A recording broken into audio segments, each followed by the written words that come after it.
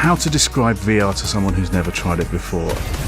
VR blasts through some of your preconceptions. The real challenge is it's unlike anything you've ever experienced. I think the way that the 360 display enhances the experience compared to traditional games is that feeling of immersion, that feeling of being in the game. This place is incredible. Imagine getting yourself and putting yourself actually into that game world, meeting characters for the first time and actually, touching the world around you. You can interact with things, you can pick things up depending on the type of the game, you can move around it. So something that may be mundane, not terribly intense or exciting in a normal game, is suddenly very intense, very exciting in VR.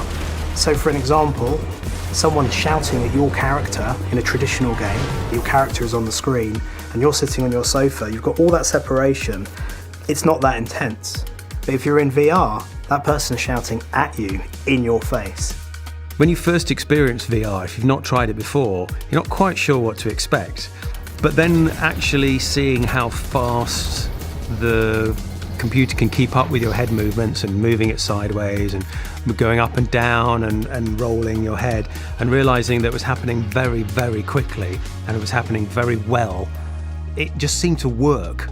It's still surprising me when I look around the studio and see people playing the game, pointing at things that they're seeing that no one else can see, but they're in the headset and they're kind of in that world, and you just forget you're in there. It is very potent.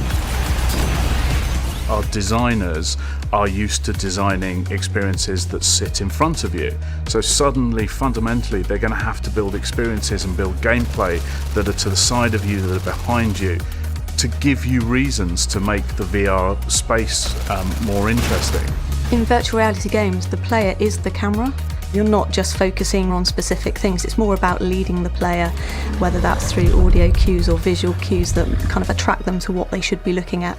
From a gameplay point of view, we tend to ramp things up quite slowly, so introducing people into the experience without making things too hectic or overbearing, because basically when you get into a huge battle situation and you've got several aircraft firing at you, it can be very overpowering because you're in this world and suddenly everything's firing at you.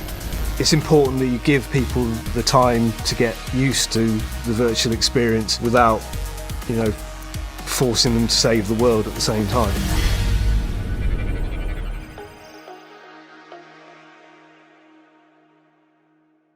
PS4 for the players.